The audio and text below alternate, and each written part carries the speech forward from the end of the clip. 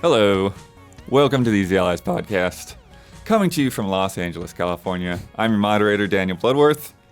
This week, I'm joined by Michael Huber. Greetings. Michael Damiani. Go Yankees. Whoa. You chose violence. That reaction was great. Yo, Yankees, no quarrel. You know I only have one quarrel in baseball. There's only one. Who's your coral? Oh, here we go. Oh boy. I don't want. Let's move on. Let's move Sports podcast. Let's on. go, Keep baby. it going. Marlins? Keep it going. Keep it The going. Marlins. Is that baseball Moving even? on. And making it all happen in our control room, Isla Hink and Don Casanova. Hello, coming to you from the control room. Don, say hi. I don't know if you could hear that, That but sounded like he was there. Home Improvement.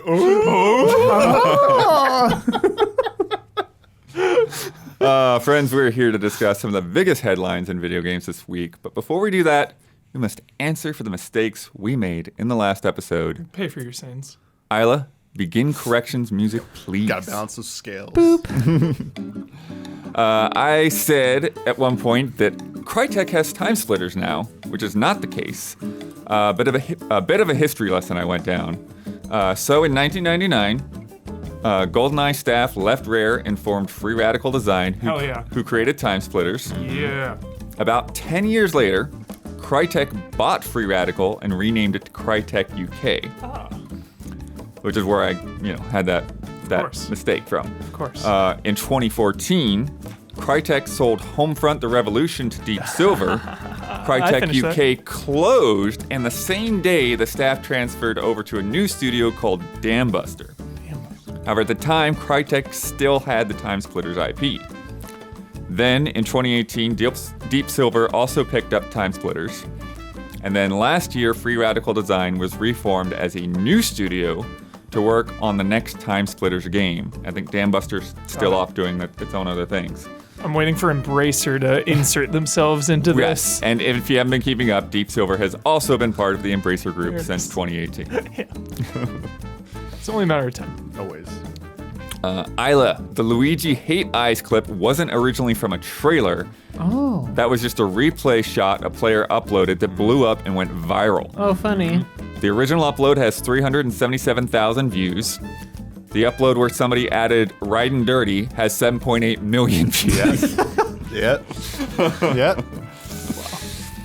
We talked about the possibility of Crystal Dynamics remaking the original Tomb Raider, but we neglected to mention that Tomb Raider Anniversary already exists, albeit that was back in 2007.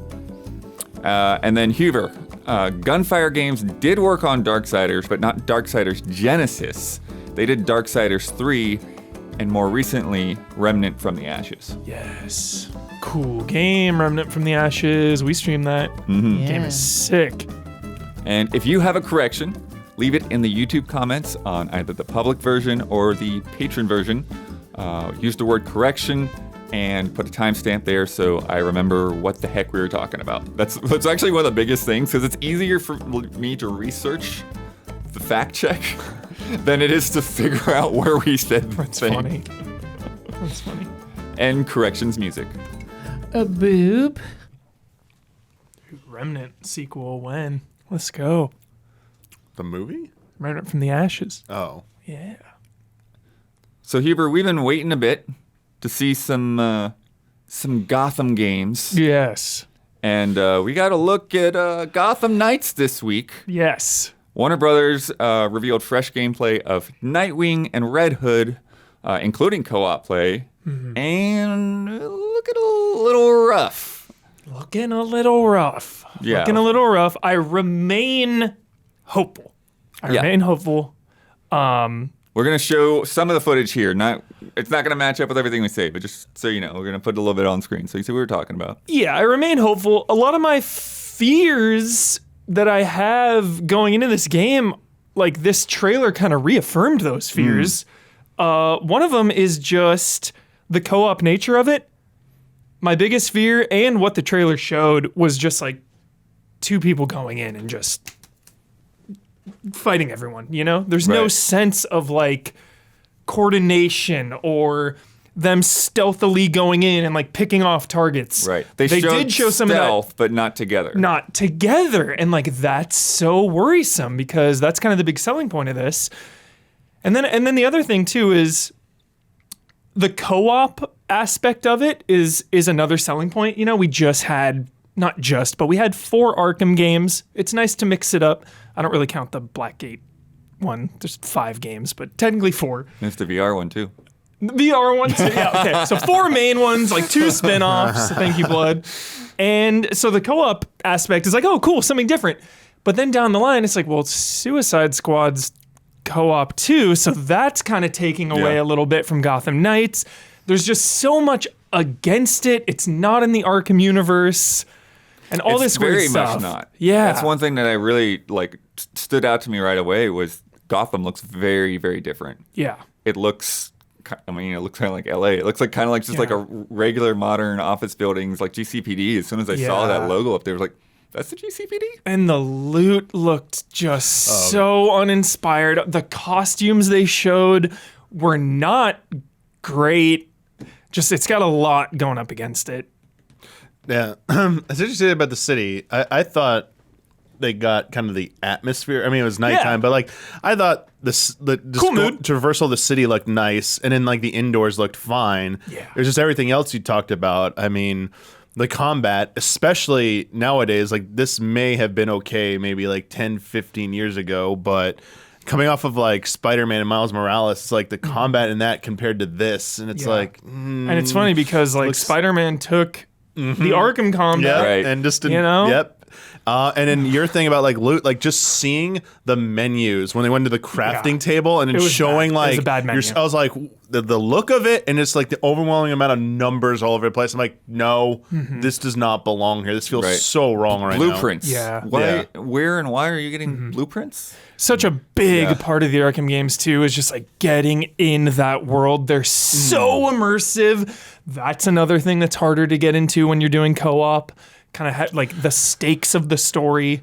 Yeah, they tried to show off like that the combo attack to be like, oh, there'll be like those opportune moments, but everything else. I'm curious, Huber, because you take this very seriously about impact of combat. I was not feeling like any of the hits were doing anything. It's really, sorry, I know it's a gun, but Red Hood shooting things, it's like it looked like when Dante spams his guns on Devil May Cry. It's like there's no impact. It's funny looking. Yeah. It's like no. And then they've got like it's a game, cool, but it's like he fires non-lethal rounds. Then you have the armor-piercing rounds will go through them. Right. And it's like just weird stuff. Yeah, a lot of comments were on that. Yeah. Like, And just- you have piercing, non-lethal. What? How do those two go together? They don't. Totally. And just from like the ground up, like the combat, you know, the free flow combat just seems to be completely gone and different. You don't see any counters, you know. Here's the thing. The combo seems so float. It seems more of a brawler than like the free flow combat that I feel in some way that stuff is there, but they did a bad job showing it. Because there were multiple points where I just felt like this guy is just clunky with the controls. And, you know, when you're talking about no counters, they had this whole thing, because you see it on the big boy later on, but I rewatched it, and there's always like this little circle around the thing that's going to hit you. So like, was it dodge? They kept dodging that. Yeah. Right. It looked but like. I feel like that has to be part of a counter system. Otherwise, it's just pointless to highlight it. Like that way. or you target a part of their body, like you target like the weapon. Like they didn't explain that, was so you just weird. left It was confused. And weird. it looked, visually did not communicate that. And they also were like jumping around like crazy with Nightwing just to like emphasize that he's acrobatic. Thank you. Yeah. When he did like 4 backflips unnecessarily, I'm like, what are you doing? Like, what? I was like, okay, they play like me. I'm just gonna keep spamming dodge the whole time, but I don't think that looks good in a trailer unveiling your combat system, man. I was like, you should be doing like what's the purpose of this? It's like, oh, they probably worked hard on these animations. I'm like, that still looks kind of stiff. Yeah. It's like, jeez. So weird. I think the other thing, going back to co-op, is they showed that one scene, right, where they were in the co-op combat. Yeah. but I don't feel like we got a good sense of like how does this play out? Because it sounds like every character has like their own separate storyline. Yeah. So if you're playing as Red Hood and I'm playing as Nightwing, how are we in this world doing missions at the same time or together, or how is that information going to be relayed to each other? But then the thing with the Court of Owls, like you saw, like, oh, here it's... Which was cool. If Nightwing, it's like this. If Red Hood does it, it's like this. Yeah.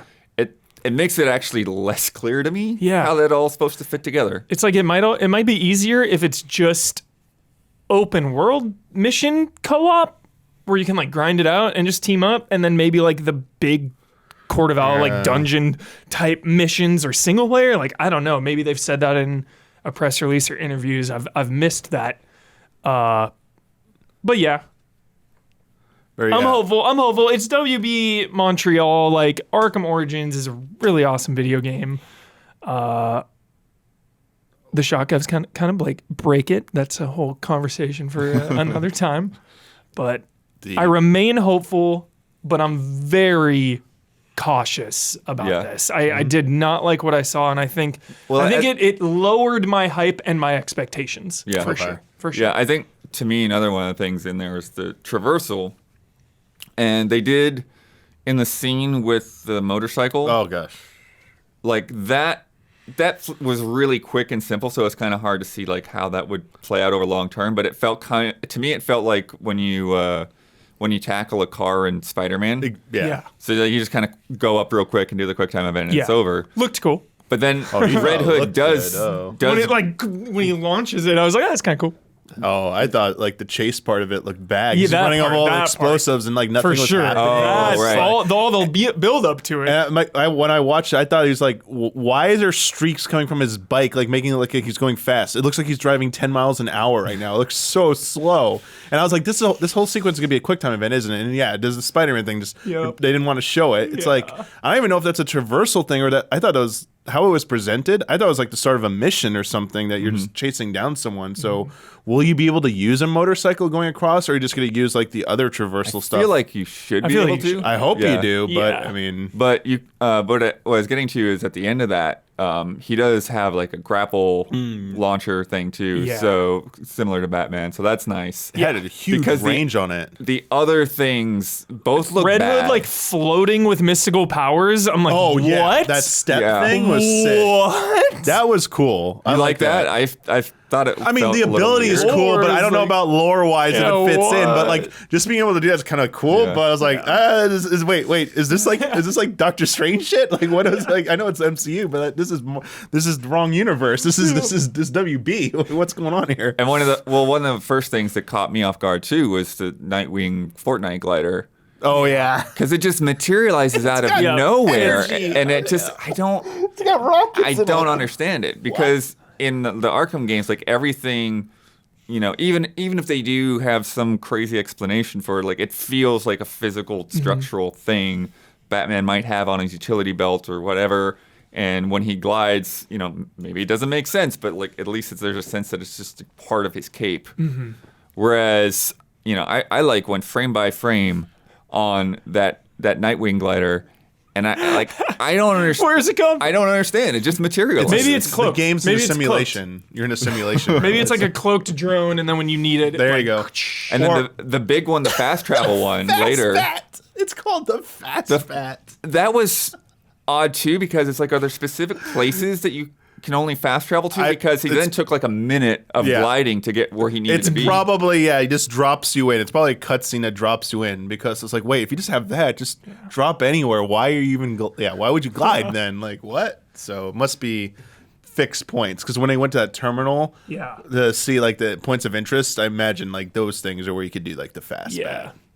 I like the Belfry. I like a hub area. It's good. I love the Bat Cave, and it's always like underutilized. To show, not the best conversation. Yeah. I think that in context it might be a little bit better, but there's this weird like long pauses and awkwardness in that moment, which is part of what the characters are going through. I get that. Yeah. Just in the middle of everything else, it just felt like a strange turn.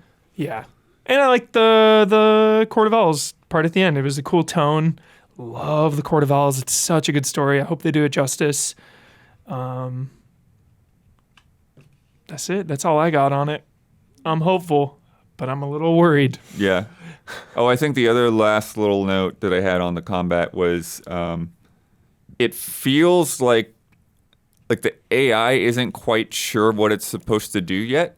Because Yeah. you were saying that It they're looks standing like around. one at a time. Yeah. But I saw that there were times that they were trying to attack, and it was just like they were just like a little bit too slow Yeah. before Yeah. the player caught up to them. You Yeah. know? The final Red Hood battle. Like, let's see how Yeah. you said. Like, let's see how Red Hood does this fight. Literally, dudes with guns pointed at him for like 1, 2, Yeah. 3. Like, not shooting him while he's not engaged with them. So it's Yeah. like, wait. It really feels like one at a But time. someone I'm, like, caught worried. on one of them. It's like it was on like super easy or something. The difficulty was like okay. on the easiest setting Easy. apparently. So maybe on harder difficulties they react a little bit faster. Because man, that was yeah. Well, I saw one enemy that kind of like they sort of like turned the other way, like clearly like it just like an AI like mismatch towards you're going towards them, and then they turned away from you, and then kind of turned back. So stuff like that. There's like I wonder, it just needs just a little bit more of that polish time. Yeah. It's like part of me feels like it's not fair, but it totally is fair to compare it to the Arkham games. Because it's like they're clearly not trying to be an Arkham game, but it's like, dude, it's a Batman game from WB Montreal. Like, well, Batman's not in it. Yeah, but it's some Batman, like Bat family game, you know? And it has to feel at least as good, Yeah, so the comparisons I think are so fair. But also the other side of like, it is trying to be really different than those previous games. So I want to give them the benefit of the doubt there. But what they showed this time around was pretty underwhelming. The other thing that came out with this announcement is That was it. I knew somebody was on the tip. last gen. Yeah. Got cut. Yeah. No more last gen version of this game. Yeah. Which is interesting because it really makes me think back to Cyberpunk. Brandon K. Gann wrote into Love and Respect about this. I'm going to throw it here instead, but it's like he was asking, like, is this a sign that it's time for this last gen to start phasing out? Yeah. Absolutely. Do we know what the deal is with Starfield yet? I guess we'll find out soon. Is Starfield... well, they just delayed it today. They delayed it. I wonder if it'll be... Because, the Xbox is so good about, like, any Xbox you can play Oh, it. sure. So I wonder, like, if Starfield is like, current gen only, that to me would signal the end of Right. cross gen. But that sucks for past gen owners who really want to play this game, obviously. But I'm sure the current gen version of Gotham Knights now will be better because of this. But Right. that is a bummer for anyone that still hasn't got a new system that wants to play that. Yeah. Well, particularly because there's not a whole lot of options. Yeah. You can't get a new system, Yeah. unless you try really, really hard. So. Well, I mean, I thought Red said Xboxes were getting easier to find. Yeah. But I mean, who knows? Like, don't think that's true yet for maybe PlayStation 5. But there has to be a point that they need to just rip that Band-Aid off where the game's clearly being held back, like that, or Compromised. the last gen version is just not going to even be worth it. It's like better to just like upset your fan base of that, saying it's not going to happen, than to let it happen and it's terrible, and they get probably be even angrier at that point. So I mean, it's the lesser of two evils with that choice. So also it just means, like, as you said, Huber, the game will probably end up being better for it. I mean, not saying it's gonna be a good game, but it'll probably be better than what it would have been if it was still on fewer versions, for sure. Yeah. Huber, this week we learned the truth about Duke Nukem Forever. Oh yeah. So what happened is a build of Duke Nukem Forever from 2001. You have no idea how many times I watched that trailer at the time when it came out. That was like my favorite trailer of all time. I watched it on repeat all the time. It's like in my brain. That vending machine, it was like, vending machine, you can buy things out of the vending machine. Yeah. So cool. Hell yeah. Love that trailer. Yeah, so the build from 2001 leaked, running on Unreal Engine 1, which then prompted Scott Miller of Apogee Software to publish a blog post titled "The Truth About DNF," providing a timeline of the game's messy development history. And what's interesting is you would expect this to be some gigantic thing, and he really just sums it up pretty quickly. Cuts right to it. Yeah.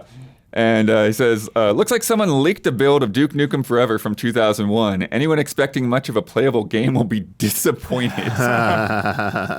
The game's brilliant trailer from that period definitely overrepresented what was actually playable in the game. God, it was so good. It was so good, the trailer. Oh my God. Now here's where he goes. Here's where he goes on to rant. My hype was next level. DNF is the game that destroyed 3D Realms and ended up getting the company sold to an investor in Denmark, where it's still based. While our games like Max Payne and Prey were keeping the company afloat, DNF was a constant money pit for the company and eventually killed the original 3D Realms / Apogee. While I was not part of the DNF project, as a company owner, I had some good insight into the issues with the game's development. We were always understaffed by at least 50%. Jeez.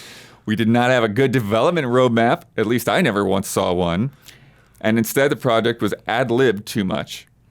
And then because of the game's slow development, when new 3D technology became available, the project, in effect, rebooted to make use of the newest tech, causing massive delays over and over. I recognized the DNF was in deep trouble back in 2004 and tried to get the entire game developed by a more experienced studio, Digital Extremes, now famous for Warframe. The owner there was eager to take over DNF from us, and we even had the blessing of our publisher at the time, Take-Two, but this idea was shot down internally. It turned out to be a fatal suicide shot. In the end, we worked out a deal to somehow barely save the project with Gearbox and basically handed over the future of the Duke brand to them with the idea that they'd finish the game. A year or so later, it was released. It's a very sad story no matter how you look at it. It brought 3D Realms to its knees. All of our development team left or was released, and the 3D Realms name is now owned by someone with no connection to our past. And then, yeah, it just kind of wishes Gearbox the best with the franchise going forward. Duke Nukem as a youth was one of my favorites growing up, especially Same. Duke Nukem 3D. You too, Isla? Oh, yeah. Oh, I mean, I'm a pervert. Of course I love Duke Nukem 3D. Shake it, baby. Shake it, baby. Pretty ridiculous game. Yes. Love Duke Nukem 3D. Duke Nukem 64. 0 Hour on 64 was like the third person time traveling one. The Old West. But I don't know if the world needs any more Duke Nukem. Right. You know, some It franchise... definitely does not. Yeah. Some things are really a product of their time, and I think Duke Nukem is a prime example of that. Could a new Duke Nukem game be awesome? Absolutely. Do we need it? Right. Probably not. And I know he did make kind of a small comeback in the Bulletstorm DLC pretty recently, which I streamed and went through that. That was a couple years ago now. And that was like a cool way to use Duke in the modern times. I would love it if a new Duke Nukem came out, but you play as like his daughter, and Yeah. Oh, she's sure. like drinking whiskey and going to strip clubs and like doing all kinds of crazy shit, but like it's just modern and like Hell yeah. more- Or like half the jokes are just making fun of the stuff her dad says. Yeah. Exactly. Like she comes would- across some guy who's like being an asshole. And she's like, "You sound like my dad." Bossman had like the best Who? pitch for Duke Nukem years ago about kind of like that, where he's like over the hill, making fun of himself. It's like there's a very specific way to In do a it. way, like It old seems like so Kratos hard. versus old Kratos, right? Yeah. Just like coming to terms with your past and like fish out of water, trying to change. Like you could do Because it. I do feel like the modern equivalent of Duke Nukem really is embodied in like Borderlands a lot. You know, it's True, a that lot of kinda that humor. crazy, wild humor. Yeah. So it's maybe you know Gearbox are the ones that could turn it around and make something fun out of it. But Man. It's interesting you said that the how you speak about the trailer, Huber, about like the stuff it promised. It was so ahead of Because- it. It was so cutting edge. It So was, there's that trailer. Yeah. There's everything about Shenmue before it came out, like the promises that Yeah. Shenmue made. But Yeah. difference is Shenmue delivered on them. Another one Yeah. that comes to mind for me, because this is like for me, was Metal Gear Solid 2. Because not only was it like the story trailer, but like all the technical shots, shooting the glass, shooting the bottles, like shooting the fruit. And when you get in the game, you can actually do that stuff. So hearing this truth thing now about, those might have been cherry-picked things that you really can't, like, there weren't going to be a lot of that. Like, it makes it even more impressive how those older games like Shenmue or MGS2 could do that stuff with that new technology and how fast they came out versus, something like this, which, they were probably right. I mean, that alternate timeline now where the Warframe developers would have made Duke Nukem Forever back in like the 2000s would have been nuts. Wild. Yeah. Thanks for praising Shenmue, Damiani. So I don't know exactly what the process of leaked things getting out there are, but apparently the Decades guys later, that have it are saying they're going to release it in June or something. So who knows? Okay. How many people are going to dig around in that mess? Yeah, trip down memory lane. That'd be fun to walk around in. I for years, I was knee deep in that development hell waiting game. I was like, please, I need this game so bad. Like, wanted it so bad. And then I finally got Duke Nukem Forever. I ended up game flying it actually after all this time. Duke Nukem Forever comes out. I finally rent it through GameFly, go through it in a weekend. It's very forgettable. Yeah. It's not the worst game ever made. You can go through it easily, which helps really shitty games. Like if a game is terrible and it's hard to get through, that's when I'm not having fun. But if it's something bad like Never Dead or something, I don't know. You get Never through Dead it is hard easily. for me to get through. I didn't finish the game. I got very close to the end and like just said like, all right, I'm done with this game. The thing that only stood out to me most was like the remote controlled car parts or whatever. Totally. Like, that was like the big standout to me. Yeah. Shrink Ray. This past week has seen a lot of financial reports, particularly the big ones from Nintendo and PlayStation for the fiscal year, which ended on March 31st. So we got some figures to go through, get some reactions on. So Nintendo sold 23.06 million Switch units in the past fiscal year, down from 28.83 million. 13.56 were the regular Switch. 5.8 million were the OLED, and then 3.7 million were the Lite. It's a pretty good amount of OLEDs there, I think. Yeah. People giving up on the Pro. Pulling the trigger. Honestly. Give up. Shouldn't have been going for a Pro anyways, but yeah.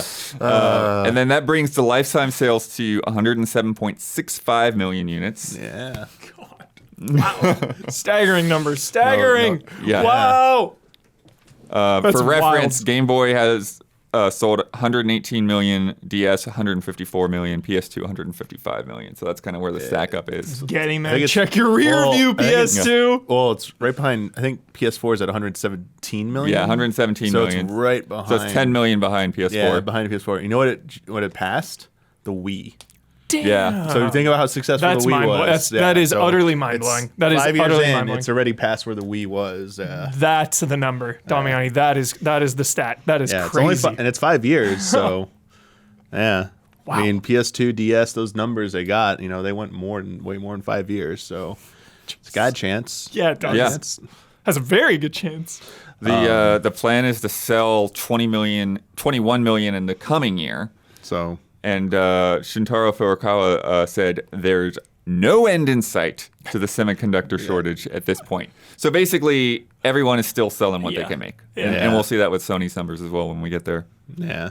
Even going a lower number for this coming fiscal year than the previous year makes sense because, I mean, their two biggest years were also like during the pandemic where a lot of people were shifting to like playing more games, like staying at home and having to deal with that. So the fact that they're even anywhere close to those record years, like for last fiscal year, it's still like pretty good. So, I mean, it is like they're slowing down that forecast. But, I mean, look at the amount of games they got coming out this year as well. I mean, they have a very strong lineup. I mean, and now through next year, because now Breath of the Wild sequel being delayed, that's going to be like a massive game. So I think they got another if they want like another 2 this year and all through next year, they're probably going to be like very strong. I'm sure they'll hit that target. And that's something that they brought up too, is that at this point in the life cycle, like they actually still have like a lot of games coming out and a lot of games selling well, and that's not been the case for most Nintendo systems. Like usually you have that slow back half, like after about 3.5, 4 years, then it seems like Nintendo starts slowing down, and it's like they just kind of hibernate and get ready for whatever the Even next their launch like first will be. party stuff starts to like slow down because exactly like 5 years to the date after its launch, Skyward Sword for Wii came out 2011. 5 years after that, huge 100 million plus round install base, and it only sold like about like something like a 3 million range of copies. Where you have a huge install base, but then you look at something like Breath of the Wild that's like now like 26 something million for the Switch version of it, and it's like just keeps exploding. So I mean, software sales on it, you're absolutely right. They're saying it's the highest year of software sales for the company. Yeah, they're like what they said, like 800 million plus software sales lifetime to See the date. full time, yeah. I mean, it's not the number one. One of the other systems has like 900 something million, but like it's very feasible by the end of Switch's lifespan, it'll break 1 billion software sales. Like 1 billion pieces of software were sold. It's like, dude, 1 billion copies of a game were sold on Switch. It's like, dude, that's insane. Yeah. Like, think about that. Complete global saturation. So they have I have some numbers for individual games from the past year. All Pokemon games put together, just in the past fiscal year, 35 million units for all of the different Pokemon games combined. Brilliant Diamond, Shining Pearl led that with 14.65 million. Then Arceus was 12.65 million. Mario Party Superstars was 6.8 million. Skyward Sword HD was 3.9 million. Mario Kart 8 Deluxe, 9.9 million just in the past fiscal year, bringing it to 45 million total. You don't understand. Like, Mario Kart 8 is going to be... Yeah, Mario Kart series should be treated like Skyrim GTA, like Elder Scrolls Skyrim. Sorry, Elder Scrolls GTA territory now. Like, please, like it's huge. Yeah. Animal Crossing. When's the movie? Animal Crossing did another 6 million, bringing it to 38 million total. Metroid Dread, 2.9 million, which we're seeing is likely the best-selling Metroid game in history. Easily. And then Kirby has done 2.1 million in its first 2 weeks. And then I've got the full list of everything that's sold over 1 million. So if you want to throw out a name and see where it's landed on the million club, let me know. Any games come to mind? Damiani? I mean, I didn't know if you had any that you... Fire Emblem Strategy. Three Houses. 3 Houses. Let's see. And Triangle Strategy. Yeah. I don't think they're in the million club. Yeah, Triangle Strategy is too soon, I think. Yeah, Triangle Strategy is definitely too soon. Okay. But yeah, I don't see... I remember 3 Houses is over 1 million. I just don't know where it is. Yeah, why don't I see 3 Houses? Yeah, it's definitely over 1 million. So is Definitive Edition. It just broke 1 million sales. It already did. Which definitive edition of what? Of Xenoblade Chronicles. And Xenoblade Chronicles 2 is the best-selling Xenoblade Chronicles. That's like multi-million. Not on this then. I don't know why. That's because their chart, the lowest thing on there was 1 million, but maybe that's only for this fiscal year. Yeah. It might be the could be fiscal year chart. Yeah. Yeah. It sometimes gets messy. But yeah, there's Miitopia 1.6. Miitopia. Oh yeah, they had those Big Brain Academy right behind it those too. Famicom Detective Club games do. They break 1 million. It doesn't look like it. Clubhouse Games though did another 1 million. Oh yeah. Heyo. Game Builder Garage broke 1 million. Really?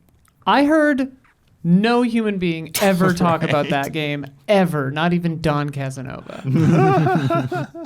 Yeah, Game Builder Garage? Clubhouse Games life to date 4.2 million. That's wild. That's a lot. That's great. I think it was also interesting. Besides sales, they talked about the release schedule. Yeah. I mean, obviously we know Breath of the Wild 2 is not this year. They still count Bayonetta 3 as 2022. But something that's not in the year is Advance Wars. Right. Still, They just don't. Yeah, have they're a just date. not giving anything Reboot for that. camp. Yeah. So Best title, some 2022. kind of like an Such a good name. definite delay there. But yeah, Bayonetta 3 they still expect this year. So Isla, we're making a best title award just to give Yeah, it to that. yeah. Just to give it to it. I have a novelty title I want to create just so I can give a special award to Stanley Parable 2. Blood won't let us though, probably. How good do you think Ring Fit has done so far? Phenomenal. 6 million. It's 18 mil. absolutely phenomenal. 18 million. We're in the middle. So it's like 12 million, 7. right? 11 million. It did 3.9 this year, 14 million total. It's doing really well. it was I'm gonna be needed. very curious to see, because it wouldn't be in this report, what Switch Sports numbers will be. Yeah, they said it's doing well. Yeah, I'm very curious to see how that ends up doing. Yep. And then Furukawa commented on the next gen after Switch, saying, there are currently nearly 100 million annual playing users, and going forward, it is important to consider how we can maintain and expand on that number. This will also be essential when we consider our plan for the next hardware platform. Yeah, this is gonna be the entire topic of friend code. So Yeah. I will keep Look for that next week. Yeah, but you've got because I knew we were gonna talk about the numbers and the Indie World Showcase on that, and there's a lot to talk about in regards to like what Nintendo's transition will be to its successor. So yeah, let's kind of save that a little bit. But It's always a bummer having to put your like brand manager hat on, because it's like, yo, 100 million users, like what? We wouldn't want to start over again. Right. We're gonna ride this thing into the ground. But I mean, I think that's what's important is like keeping people's libraries intact and all of that kind of thing. The important thing is they're acknowledging that, like, hey, it's a positive acknowledgement that we kind of don't want customers to think they have to start from square one again with a new system. Like, we want to have that some kind of form of carryover with the account system and your purchases. Like, and they're like, how they're going to go about doing that will be, that's the discussion to have, but Figure it out. yeah, Yes. and it's more And than I just think- backwards compatibility. I also think I think in all of that they brought up the Wii to the Wii U, and it was like how big of a dive that was. Like, I think they learned their lessons. Like we don't want to do that again. Yeah, good point. so. Don't call it Switch U, Yeah. and don't make it a peripheral this time. That like people think it's a peripheral. Like actually, yeah. I'm just curious, like what that successor will even like look like and stuff. But So wild. that's their That's thing a to rabbit solve, hole right yeah. there. Drive yourself crazy thinking about that. On the PlayStation side, PS5 shipped 19.3 million units worldwide to date. It's a lot. Missing their target by 3 million. 11.5 million were in the last fiscal year. Next fiscal year is looking better, but still supply concerns. And here's the quote. 18 million units is what we feel very comfortable we can get the parts and components for. We feel that there is a little bit higher demand than that. So if the question is if we can meet the demand, I think we're still short somewhat. Man, this living in the pre-apocalypse is getting to be kind of a bummer, dude. Totally. It's getting to be a little bit of a bummer, dude. We live in a dystopia. Shit, yeah, Hey, bro. at least Ethereum's crashing, so GPUs are back on the market. Nice. Oh, sure. Burn crypto. Yeah, I mean, it's being realistic. I mean, it's a good thing to say. I mean, and it's not like it's to keep I mean, it's definitely framed for like, investors and stuff like, hey, listen, like we're selling out of everything we are making, and like, but there's a light at the end of the tunnel. This year might not close that gap completely, but it kind of feels like, barring any other kind of disaster affecting chip production, that the fiscal year after would be like, all right, now we can really see what the PS5 is capable of when it's like not hindered by component shortage. So I think it's a good thing to have. It stinks for customers who still can't get it, but it does sound like it's going to be getting easier and easier, because that statement's like, sounds like the gap's not that far. It's like, yeah, that's more, but at current demand, it won't quite meet it, but maybe it won't sell in 5 seconds every time, Right. or I also think that it gives the air of like they're trying to be conservative with any predictions here. It's like yeah, 18 million. We're pretty sure we can get that. We might be able to get more. Yeah. But let's say 18 million to be Yeah. safe. Play it safe there. They didn't really. I didn't really see like the nice hardware breakdowns, or software breakdowns. But they said first party sales were up 84% in the past quarter, which is like the beginning of the year. And then they've sold 14.5 million first party titles. PS4 shipped 117.2 million units to date, but only 100,000 in the past quarter. yeah. So you can see like now, the PS4 is definitely starting Yeah. to bog down. It does, even though that's slowing down at that, but that's a huge number. This makes me, coming off their topic with Gotham Knights about the cancellation of the last gen stuff, like Sony's statement about the future outlook, does make me kind of like give pause to whether or not Sony, from a first party perspective, when they're going to be ready to make that kind of cut for this game will be only because like we saw it with Horizon. I'm assuming with God of War will probably be the same thing. I think they've said with God of War. Will be, I don't know if it's actually been explicitly stated or if it's implied that like it will also be cross-gen. I expect any game they have come out through this year, potentially into next year, will probably still be cross-gen until that the gap of the difference between PS4 and PS5 starts to like grow a little bit, where there are more PS5 users, because that software sales thing is so important that they leverage that 117 million right now, because PS5 is not where it should be, and it's not Sony's fault. It's just the state of the world right now. And what's really wild about the fact that they're just not even being able to meet demand like on all three fronts is. It also means we're not getting any price cuts, right? The Switch has still not had a price cut. Nope. Not and a the chance. PS5 is not going to get a price cut. Surprised there hasn't been It'll a get price a bundle, though. It'll get a bundle, and that to me is a price cut. Oh. God of War bundle. Surprised there hasn't been a price hike yet. A first price hike. There's kind of been a price hike because they got those the fins that Huber bought. How much those things are like $80 for the plastic fins? I dropped a remote on my white one, and it like just a huge like dent and smudge and everything. So I got a black one. It physically damaged it? It was like a big scrape on it. Like that's one hell of a remote. It was because it was in my blanket, and I took my blanket off. Like I got up like quickly. And when I did it, it was the remote like went 50 feet in the air. I'm glad no one was in the room. What? I'm going to get a concussion from Huber. I got up flipping his blanket. Send me a picture of this remote. I can't picture a remote being not bulky enough to scar a PS5. I was scarred. Is this going to be a stealth attack in Gotham Knights? Throw remotes at people. At somebody. 50 feet. Huber has very, very high ceilings. I have a very high living room ceiling. It's very high. Every other room in the house is like really low, but the living room is like a triangle. Yeah, every other room is like being John strategy. Malkovich. And then that room's like a cathedral. Yeah, it's a massive room. Some other highlights from people's various fiscal reports. Capcom is reporting 5th year of record profits. Looking to prioritize workplace environments. Hell yeah. Nice. And they've spoken recently about raising the pay on their staff and taking care of them more and that kind of thing. New Good golden stuff. era. Good New stuff. golden era for Capcom. Yo, where's that RE4 trailer, baby?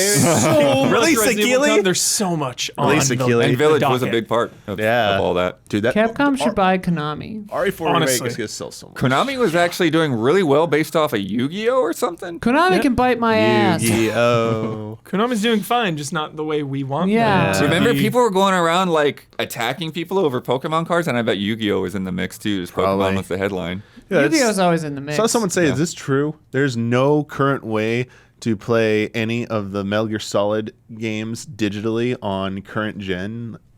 Yeah, I know they. Current gen? I don't think so. Yeah. If you have the HD collection disc, But which that's is 2 physical. and 3, Yeah. you could put it in your Xbox. But that's physical, but so it's starting to get harder. Like you want to play OG MGS. Best way is like the PS3 store, the PS1. Which is classic. ironic because remember when Metal Gear Solid 5 came out, the physical for the PC, the disc just had a Steam downloader in it, and it didn't even have the game on it. That's right. Wait, Yeah. is there MGS5 on PS5 version? No, there's not, right? I don't think so. guys. And you have to have the So. disc to play I could be wrong. Xbox One, right? Or Xbox One version to play on Xbox Series. Yeah, you could probably do that. Yeah. Get that Xbox boost. jeez. Boost it. MGS 4, Guns of the Patriots, is the one that's like just on PS3. It's the only way to Yep, play it. yep. It is Right. hostage on PS3. Oh no. Also, Bandai Namco profits are up 50%. Elden Ring has sold 13.4 million. Total? Yeah, so far. That's it? That's it. That's a lot. That's gigantic. The conversation. That's almost as much as Ring Fit Adventure. So it came It out feels like end of every February. single gamer, every single human played this game. That's 1 month of sales.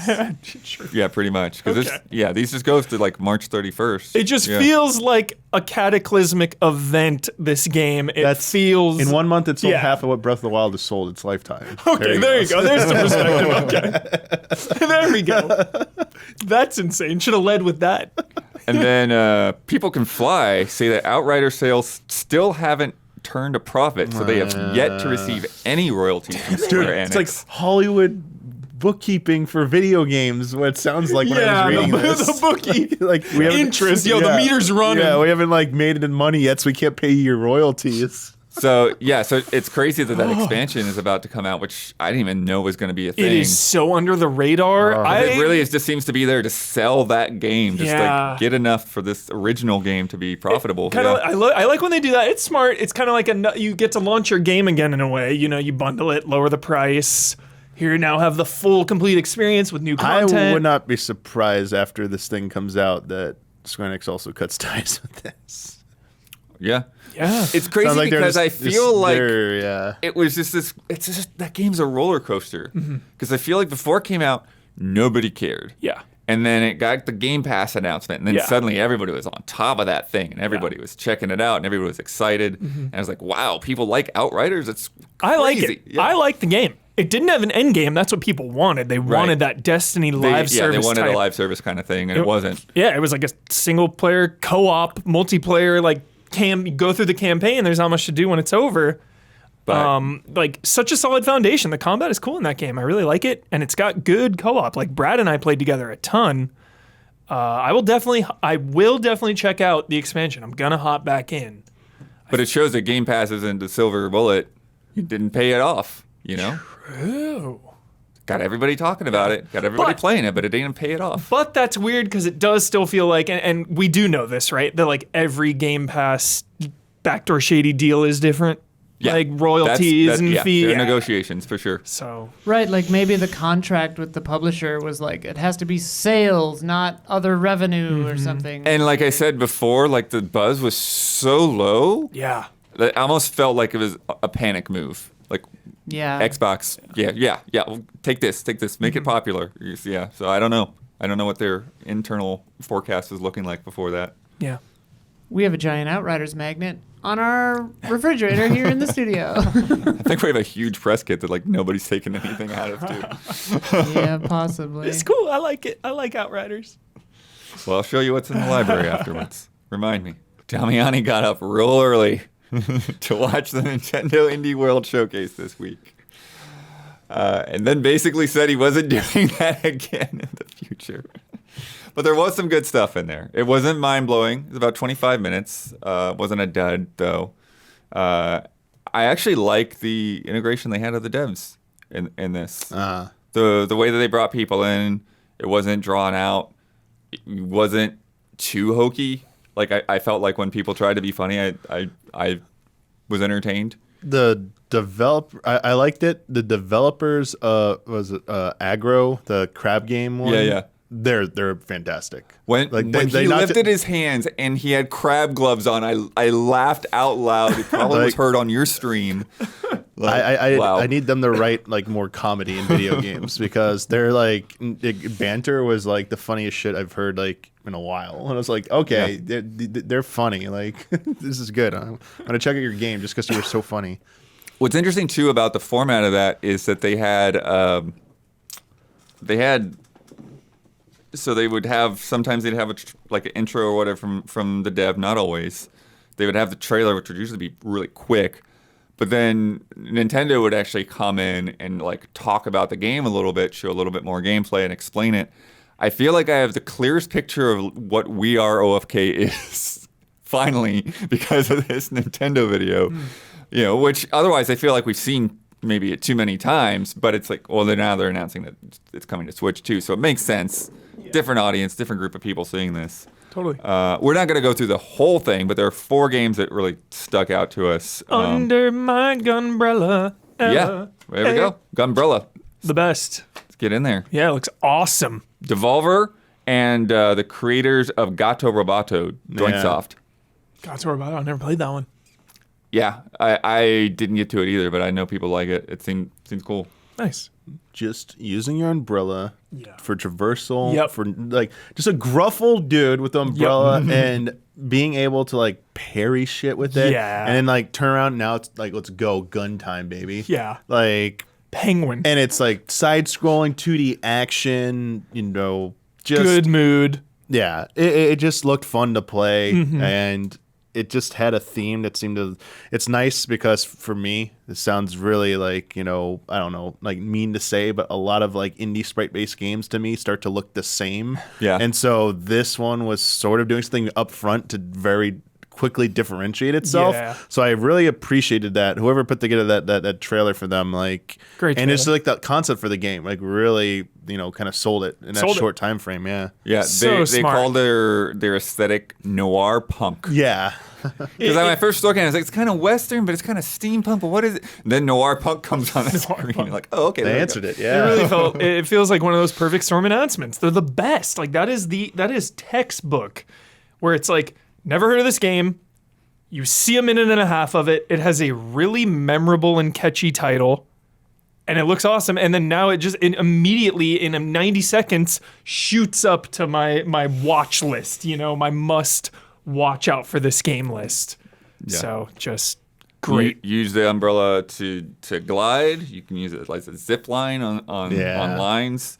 You can use it as a shield when other people are shooting at you. And then it's like, oh, it's also a gun. Yeah. And like you were saying, I think one of the things that makes this trailer work so well is it's just one of the movement makes it look like it's feels good. Yeah. And so I'm, hopefully that is correct, but it seems like it's going to feel good when you get it in your hands. Yeah. And that's not always an easy thing to communicate. Totally. And that is, there's also a crazy giant rat boss thing.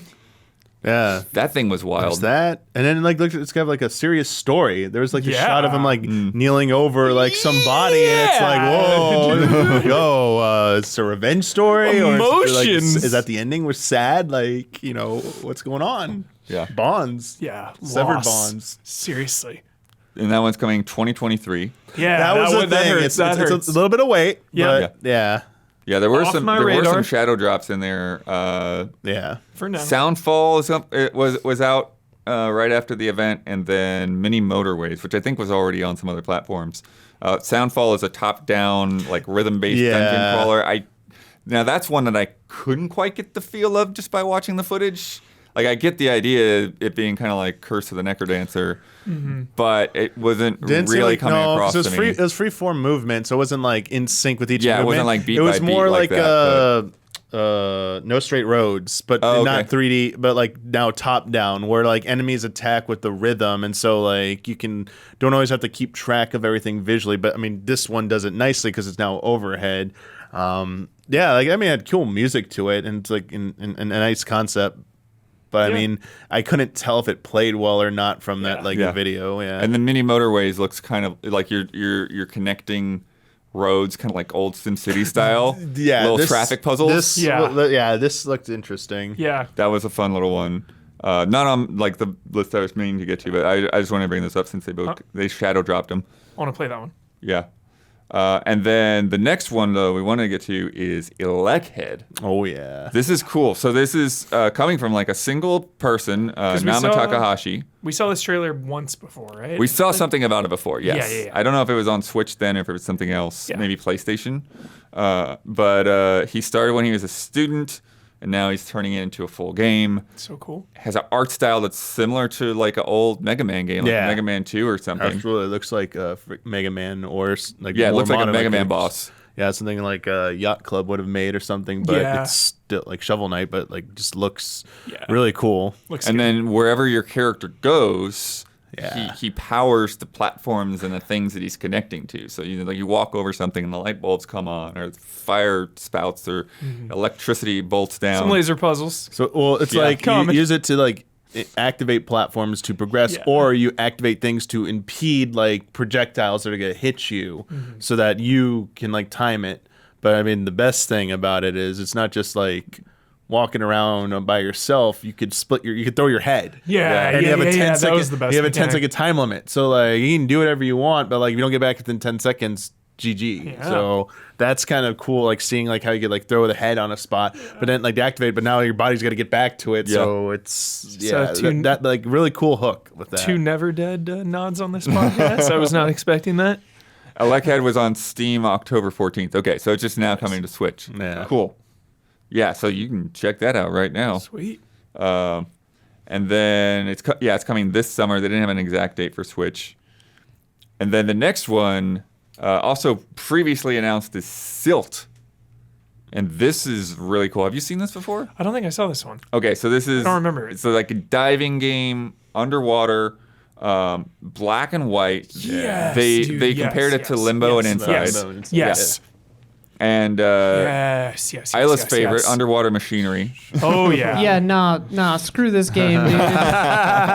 So hyped. And then the one thing that was in there that they talked about that I didn't know is that you can possess sea creatures that have different abilities. Yeah. So I'm curious how much of that there is in there. Probably a going ton on. of that for puzzles and stuff. Yeah, and there's some big monsters. One of the cool things there when they were talking with the development team is they were talking about the artist has been drawing everything by hand, but late at night, and so that kind of feeds into the creepiness. So Yeah. legit. Drawing late at so night. legit. Reminds me of you, blacking out the windows.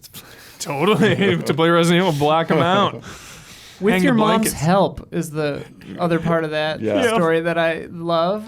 Stack the books on the blanket. But just in general, like you won't play certain games until the sun goes down, right? Oh, that game like that is Yeah. that is like a nighttime game for sure. Nighttime, alone in a room by yourself. It's like a crying in the corner of a abandoned barn at night game where you're like hopeless. Yeah. And then they also said the audio designer set up a fish tank in his studio to record underwater sounds. Nice. So that's pretty cool. And that's Yeah. coming out June 1st, right around the corner. Nice. Yeah, they're not phoning in. This game clearly has such a strong vision. Really excited for that. Could be one of the sleeper hits of the year for sure. And then the last one that I hadn't heard about before, and I was like, what is Damiani talking about? Crab game. Another Crab's Treasure. This thing is crazy. So it's, okay, so this is what I came down to. This is the comparison. It's like putting SpongeBob Battle for Bikini Bottom together with Dark Souls. And I know we make Dark Souls comparison, but it's like it's very much that's what SpongeBob it's going Souls, for. dude. Sponge Souls. Because it's a 3D platformer, but then you have the stamina and blocking and combat, Yeah. fighting other crabs. You've got some crazy grapple move, Yeah. like Sekiro. And there's like over how many, like 20 or something, I might get the number wrong here, of like shells, because when They said over 50 shells. yeah, your shell got repossessed. Yeah. So you're shellless, and when you're outside your shell, one hit KOs. So you got, and there's different things you can take as your shell, and they give it like change certain like attributes. It's like kind of like your build. Yeah. And yeah, you go out and try and like get better like shells, and That's Yeah. actually kind of a fun hook. Yeah. It is. They showed like a soda can. They showed like a soup can, coffee cups, a thimble, a shot glass, a Lego block. fresh brew build. Yeah. So that's pretty cool. Oh, you were using silverware to fight. So perfect. So that kind of reminded me of Fightcraft. Remember when they had like the knives or what? Yeah. And then we talked about the crab gloves Yeah. when they popped up. the one I feel like you might have been interested in was they've nicknamed it Tabs. Was it totally? Oh yeah, accurate that one's out on Steam already. Battle as well, Simulator. Have you heard of this one, Huber? I think so. It's like chivalry, but it's like ragdoll physics, like large scale fights, but it's like more of an indie style presentation. Like It sounds familiar. different time periods, like you have like Vikings fight each other, samurai, like Roman Yeah, legionnaire. yeah, that sounds and so it's familiar. like it's like flat colors on like the 3D models, so it's not like realistic and like it's just like goofy looking. I thought of you, Huber, when I saw it. I was like, oh, this might be fun. But they have like Oh, yeah. big groups sometimes too, so Yeah, I'm not yeah. sure how that works out. Are Yeah. you controlling a whole group, or is it more strategy Yeah, game Huber, like? the- Yeah, see. yeah. Totally good vibes. I really want to play this. This is a group stream game for sure. And then what are some other things that there was in there? Ooblets is coming to Switch. Yeah. Also hitting 1.0 in the summer. There's a Diablo-ish ARPG called Batora. Wild Frost, which is like a roguelike deck builder card battling game. Yeah, we've seen that one before. Yeah. The other one, it seems like people seem really like excited about, but it's never really gotten me that interested. Is the like Call of the Lamb one or whatever it's called? Yeah, I haven't been too into that. yeah. It was just a PAX East too. People just Yeah. played it. Yeah. Yeah, So, some people seem to be riding high on it, but I'm just like, I want to play it. meh. Give it a spin. Yeah. So, maybe not the most exciting, but there's definitely some good games. Yeah, they didn't have like worth a playing. big. They don't need like a big surprise in, but they didn't do like a big deep dive into like a final game or something like that. Or they usually do like a reveal or here's a big indie game that we want to like emphasize. It almost felt like that's what the last game, because they ended with a montage at the end Yeah. and they showed like a few other upcoming games, and I was like, oh, they're probably gonna do the one more thing bit as like a joke, and it's like, no, that's the end of it. That's so. it. Keely's got them all. Yeah, that's what I'm saying. Keely was holding all He's the got big all the good ones. stuff. Keely has the Remake 4 demo on his How hard big drive. do you think the check from Keely was to Team Cherry to secure that Silk Song review? Oh, come on, don't talk. We almost got through this discussion without mentioning Silk Song. Keely's got Silk Song. Keely told me he's beaten it. Yeah. Keely's got it. Yeah, he's already unlocked like Yeah, the he hardest told me. difficulty, the Iron Man mode, one shot KO, like Yeah. instant permadeath. He said it was okay. Yeah, said the map was need to be bigger. Yeah. 50 hours wasn't enough. He said that getting the true ending wasn't hard enough or grindy enough. Huber, I don't know if you heard about this, but a Mafia prequel Yes. is in development. Yes. So this came out along with news about studio shakeups. So Hangar 13 studio head Hayden Blackman, Yeah. previously from LucasArts. I remember him Force back in the day. Unleashed. Yeah. As well as CEO Matthew Urban are leaving the company, and Nick Baines of Hangar 13's Brighton office is taking over as the new studio head. And then they worked on Mafia 3 as well as the Mafia remakes. Along with that change in leadership, Kotaku was reporting that a new Mafia game is in the works being developed on Unreal Engine 5 rather than the custom engine that they've been using for the Mafia games. Apparently, the studio has had 3 canceled new IP in recent years. Wow. So they had Rhapsody. These are code names, by the way. Oh, I was gonna say. Rhapsody, a spy game that integrated music cues somehow. Volt, which was kind of trying to play on Destiny, be a Destiny-like game, and Mosaic, which would have been a loot-based ARPG. I'm guessing like Diablo. Yeah. And then they've also been doing support work on projects like Tiny Tina, et cetera, et cetera. This new Mafia game is codenamed Nero, and it's very early in development. Who knows Yeah, how far along probably they are. years away. It's one of my favorite franchises ever. You've heard me talk about this all the time. Coming off of 3 was disappointing. Swimming in Sevens, though. 3 has a great story, and Lincoln is an incredible lead character. They always have such strong characters in Mafia games, kind of like Grand Theft Auto. You know, the protagonists are really cool.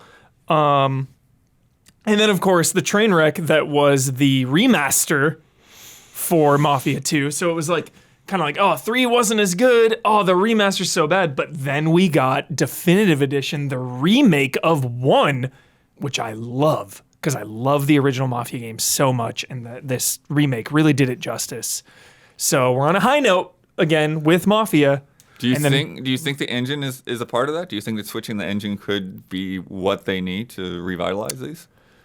Hopefully, yeah, because it seems like they had a lot of struggles, like tech struggles. Like Mafia 3 was a technical, not a mess, but it had a lot of issues. It still does even. And then obviously the remasters, that's a whole other different thing. So just the way you hear devs talk about Unreal Engine just being easy to use, like, yeah, sure, do it. And Unreal Engine 5 looking ahead to the future is encouraging. So like Definitive Edition looked incredible. I can't even imagine what a new full effort, like if it's Mafia 4, I can't even imagine how good that'll look. Right. But then being a prequel, do you think that maybe one of the issues with Mafia 3 is like even as much as you love the character or like trying to think outside of the box, that kind of threw a lot of people off to be that detached, and that far from where the source material was? They tied it in really nicely, like characters from 2 are integral to Mafia 3. The main problems were I've heard the devs talk about it. They knew some things were bad and they just couldn't change them. It's stretched so thin. It is repeating the same quests over a huge open world. Like, it really goes into that checklist criticism that we don't like with open world games. It really falls into that. Do you feel like that has like similarities? Because you've talked in the past about how like Mafia has like a big open world, but it's not meant for you to go and check everything out. It's like purely just the background. Yes. And you feel like maybe they did sort of the same kind of thing with 3, and somebody's like, well, no, you got to put activities out here. That is like what yes. That Bloodworth. Even if you do open world activities, they could have scaled it back. It just got into, it still retained a lot of what that series is, which is the characters and the setting and the atmosphere. It's just the direction towards open world. As a fan of the franchise, to me, was misguided. And even if you have no affiliation with the franchise, just an open world game where you're doing the same quests over and over again is like, that gets old, But it ended strong, and it's. I still think fondly about that game, flaws and all. And then, of course, like I said, Definitive Edition was so awesome. So hopeful, hopeful. Yeah. Now, obviously I'm somebody, like, I've never dug into the series like you have, but when you hear prequel, does that send off alarm bells, or does that feel weird, or do you have an idea of where that might go?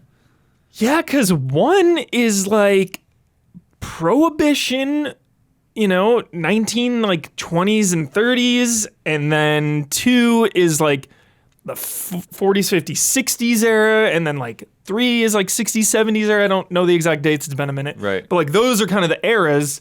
2, you go through like 30 years of that guy's life. Exactly, right? Yeah.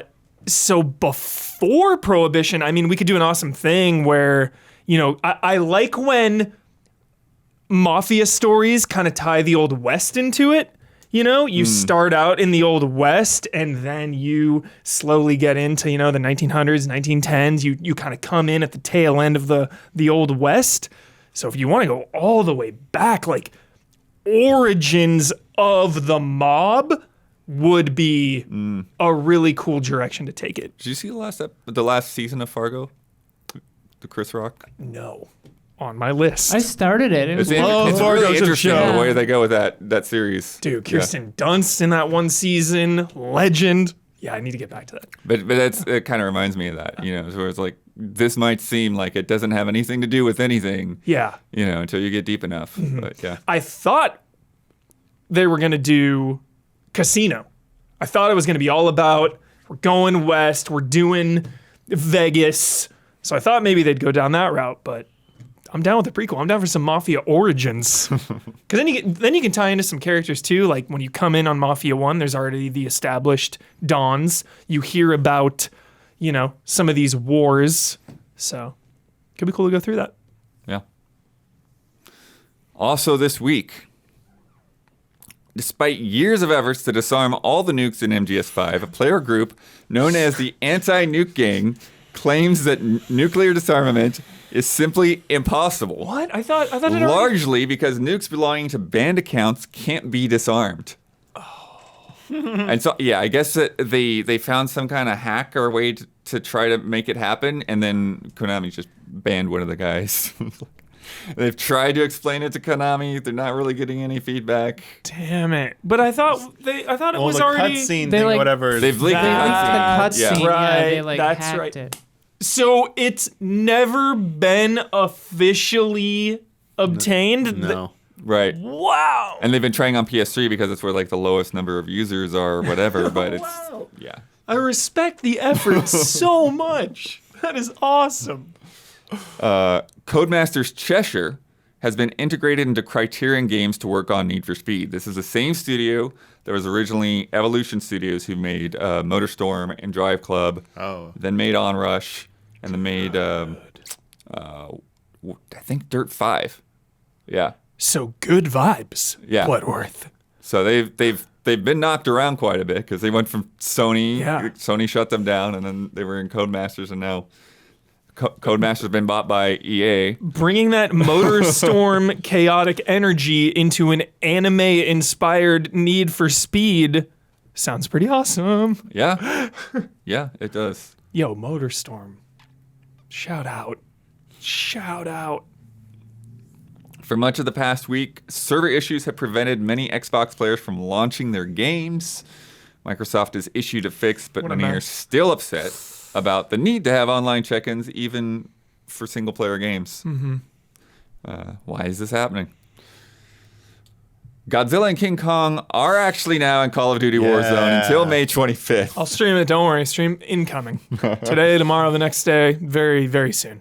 Quote-unquote, the team that deals the most damage to either monster during a Titan frenzy receives a special device that lets them unleash the power of Godzilla or Kong against opponents. Heck yeah. I saw the video of this. I think it's squads only. Yeah, you drop into the map and you like do damage to them and like and they're huge. They are gigantic. They are The gigantic. screenshots Yes. are wild. Yes. Okay, Yeah. that's cool. Stream Like incoming. 30 feet tall. Yeah. This is the kind of battle royale gimmick I love. Sign me up. Shenanigans. It sounds like Xbox is planning to launch a cloud streaming device by summer 2023.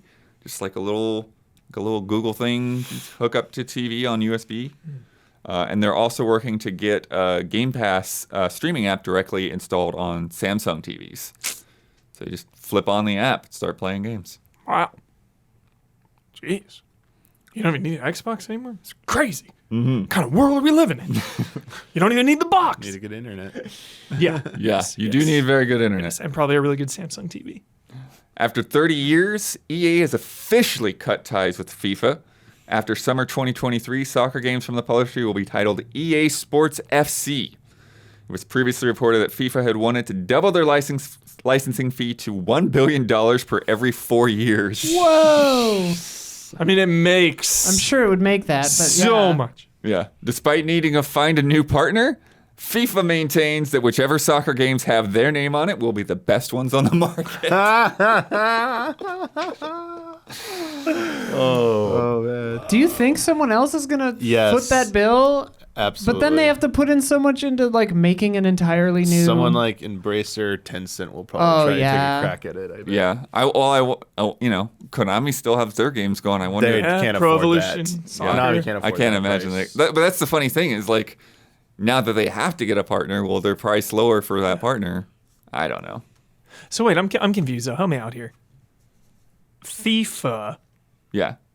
what dev is it? Or is it like they would just a new dev would partner with the FIFA license? Someone else to get the license. That's right. Yeah. Okay. EA has hundreds of licensing Yeah, yeah, deals yeah. to make this game happen. Got it. But FIFA's FIFA like is the one NFL, of them. right? Yeah. Yeah. Basically. Yeah. Yeah. I got it. Yeah. I mean, we are living in a studio acquisition era, or like I feel like if it's like Microsoft or someone just like got that'd be so huge. I don't know. Yeah. It's just there's not a lot of extra sports developers out there. Yeah. Yeah, true. It's wild to at think of somebody Microsoft- learning those two of lessons. the leading ones already are not going to be doing it. So Mm-hmm. in EA and Konami. So who else do you turn to? So Yeah, Sony, you have to, like, Santa pretty much- Monica, or 2K. San Diego's locked up. 2K could go for it, Baseball. if anyone. Yeah, but I don't think they will. Yeah, I don't think they so will. either.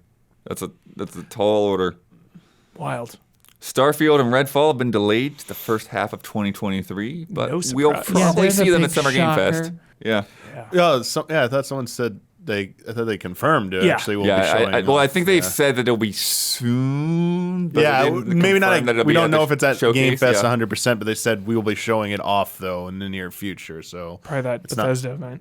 Yeah, oh yeah, they confirmed Yeah, it was yeah. going to be at the Yeah, they Bethesda confirmed it. event. Yeah, yeah. that was it. Duh. Yeah. That they was did it. confirm it. Yes, they confirmed it Okay, in the I thought- Microsoft Yeah. Bethesda I thought they event. hadn't Yeah. confirmed it, but then people said it. Yeah, it's going to be at that.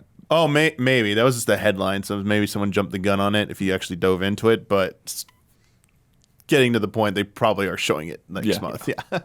That'll be nice. That'll be fun to see. I'm excited to see it. Actual gameplay this time. Yeah, I'm excited Yeah, I to see. hope so. Like, what is it? Show I us. sure hope so. For both of those games. Please. Dead Space is going to launch on January 27th. That remake. That January window. They've been doing little dev Smart. diaries. Yep. I skimmed through that. I was like, are we going to talk about that today? And I looked at that video and Yeah. oh, this is just like moving assets around in the engine and showing how lighting works and stuff. I don't think I need to worry about it today. Yeah. But they are going to show more later. So they're going to Keely. show like a real gameplay thing Keely's already in a played few it. months. Oh, I'm sure he has. Yeah. Yeah. Keely will play things that don't have anything to do with anything he's going to show off. He'll just visit his studio and play everything. And quote, this is not a joke. Eve cross Microsoft Excel is happening. Soon, you'll be able to transport in-game data directly into Excel. Spreadsheets in space made easy. I love this, dude. They embraced. People they embracing embraced the it. meme, dude. Yes. Yeah. Yes. EVE Online, spreadsheets. Yes. It's time for love and respect.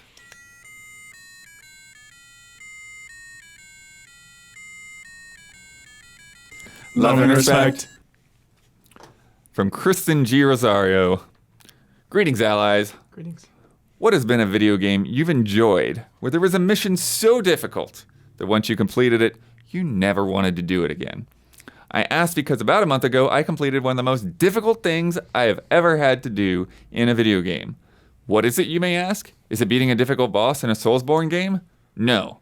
The most difficult thing I have had to do in a video game recently is to complete the trolley and turbo trolley missions in Tomba 2.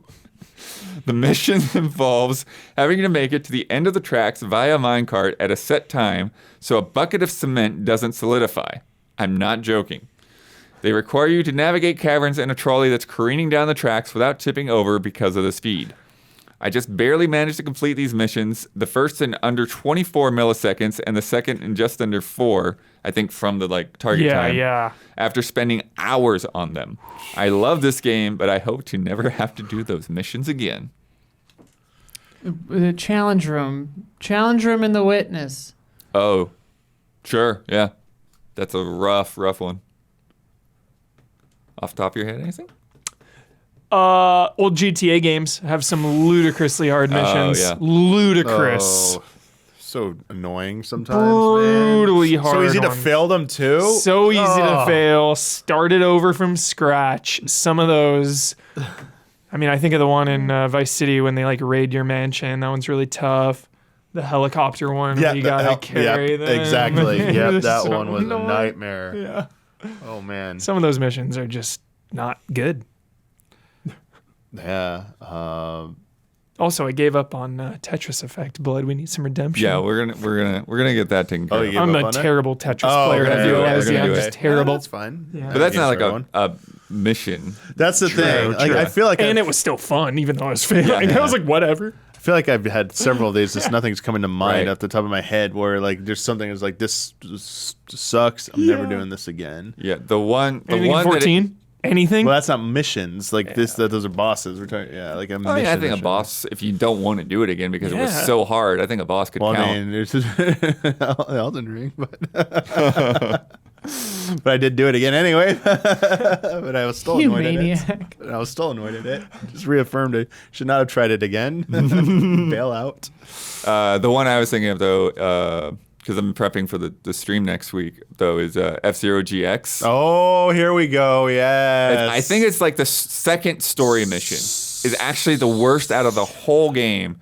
Like Captain Falcon walks into some back alley garage, sits down in a simulator of the Blue Falcon, and then you've got to pass through all of these gates in just the perfect timing, and it's just it that's sounds such a good so one. simple, and it's just completely Oh my god, brutal. such a good one, Blood. All those story missions. I mean, They're all hard. They all suck. But that one is just the worst. that one is pretty bad. Too. That's a good one, Blood. Similar to, but I guess opposite of this is not the stuff that's not difficult, but the stuff that you just have to get through to get to the good stuff. Like the first 4 hours of Red Dead Redemption 2 or whatever, that or tutorials in general, Right, where it's right.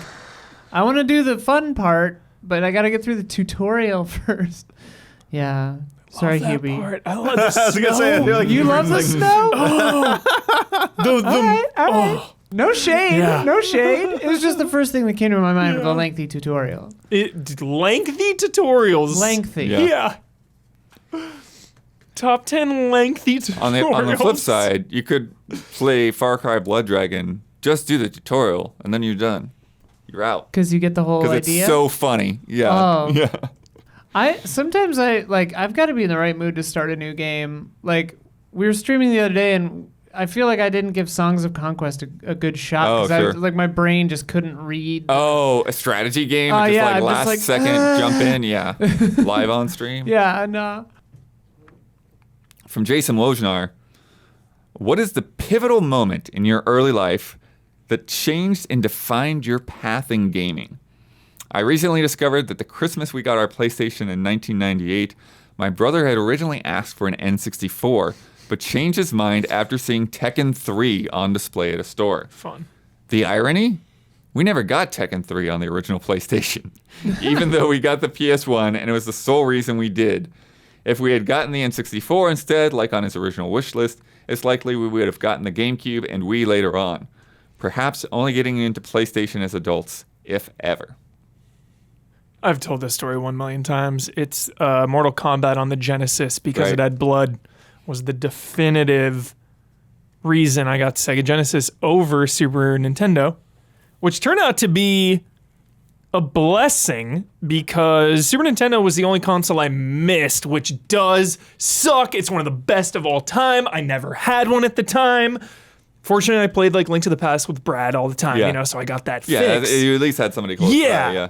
But because I had Genesis, then I was into Dreamcast, and that's all Shenmue and all that. So I'm glad I got that.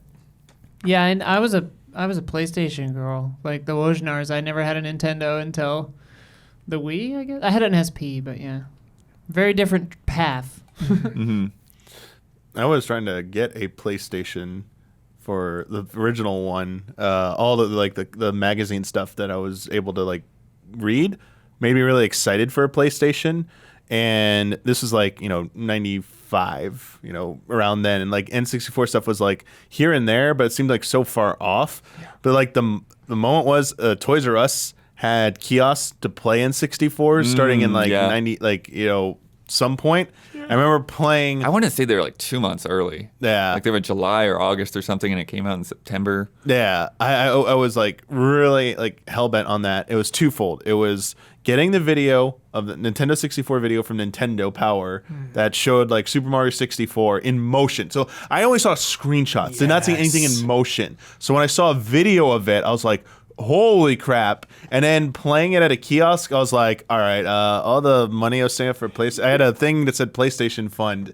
This is going in 64 now. Yep. Same. I went in 64. I got a PlayStation 1 way later, years later. Turok and Mario 64. It's just too OP. For me, Yeah. I think it's when I Turok. I could somehow convince my mom to get a Nintendo Power subscription because I didn't even have a Nintendo. I played at friends' houses. I had an Atari at the time, and at my dad's place, I still had access to the Commodore 64. But yeah, the Nintendo was just something I got to play at other people's houses, similar to the Master System. But I think the first issue I got was Mega Man 3. But the reason I was able to convince her was because that's when they started really ramping up the Player's Guide initiative. And so with the subscription, I also got the 4 Player's Guides. Nice. So the NES Game Atlas, there's a Game Boy one, there's a Super Nintendo one. And I think the 4th might have been A Link to the Past. Sick. I had a really cool Nintendo Power Super Mario Brothers 3 guide. Oh, yeah. It was really cool. Yeah. Those were all really cool. Yeah. Oh, I wonder if I still have that somewhere. Dude, I love old guides. Yep. The Prima guides for Suikoden were so good. Anyway.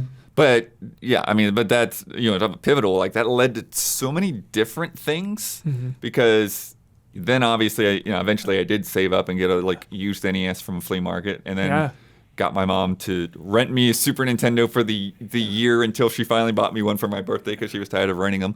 And I mean, she didn't rent it the whole year, but like multiple times. And then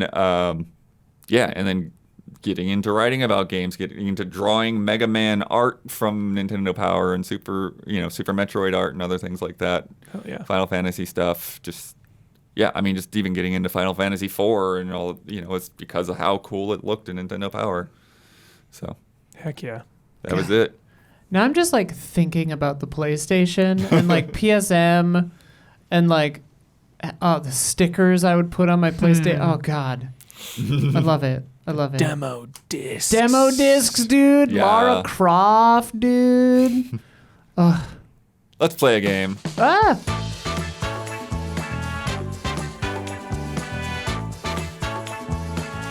All right, from G the Finger. All right, heads up. This one's a little on the morbid side, Oh. but Right in my wheelhouse. Yeah, we're right at home. Patrons are getting this on Friday the 13th. Oh, it's probably The public's getting this on Sunday, which has a blood moon, so we're going to go with it. So it's time for another round of Either Or, the game where you must differentiate video game trivia from seemingly irrelevant topics. Below are 10 causes of death. And for each one, I want you to tell me if it's a way that you can die in The Sims 4, a way an American president has died, Oh God. or both. Oh, sick. Great. Adoration and admiration. I think that's their sign off. I'm not exactly It's sure. a special version of Love and Respect. Right? Yeah, I think that's it. Yeah, there you go. So number 1, heart failure. Both. So what's the game? Sims 4? So yeah. Yeah, both. Sims 4, president Is this or a both. president eventually dies of heart failure or dies in office? I don't think it's in office. I think. Yeah, has died. So yeah, both is probably right. Both, I think. Yeah, it's both. Yeah. 9 presidents Yeah, I was gonna say have died of heart attack, multiple. disease, or failure, and Sims can become so angry that their heart explodes. Jeez. Yo. Okay. Wow. That's Blood pretty pressure. angry. I feel like I've gotten close to that sometimes. Getting shot. Presidents. Both. It's at least president. Wait, I don't- I no, don't think just you- presidents. yeah, you just can't get shot in presidents. I was gonna say there are Sims guns Yeah, in. Yeah. just presidents. Okay. Yeah, I was gonna say, whoa, there are guns. Abraham No. Lincoln, James Garfield, William McKinley, JFK all died from complications associated from a gunshot wound. Other than that, Mrs. Lincoln, how did you like the play? Number 3, overexertion. Both? Both. Yeah. I'll say just The Sims. Just The Sims. All right. Elderly Prove Sims. it. You can't prove that. Elderly Sims can perish if they woohoo too often. That's sex. Yeah. Exercising too much can do the same. I guarantee that a president has died of overexertion. Sure. I Taft can't died fact in a check you on that, bathtub or but something. maybe. Yeah. Electrocution. Ooh. Sims. Sims? Sims. I would love it if a president got fried. Well, I was thinking like was there That's ever insane. an accidental, but because Right. it's like yeah. Repairing objects with low handiness skill or being struck by lightning will invoke singed or seriously fried status ailment. 2 stacks of the status will kill your sim. Jeez. Yeah, at least you get a shot. So you can survive a lightning bolt. Cleanse your But debuff. then if you shot repair at it. something with low handiness skill, you're done. Cleanse your debuff. What if you got like a sim that turned into powder and had like mind powers from getting struck by lightning? Remember powder, Hubert? Oh, yeah. Powder. Drowning.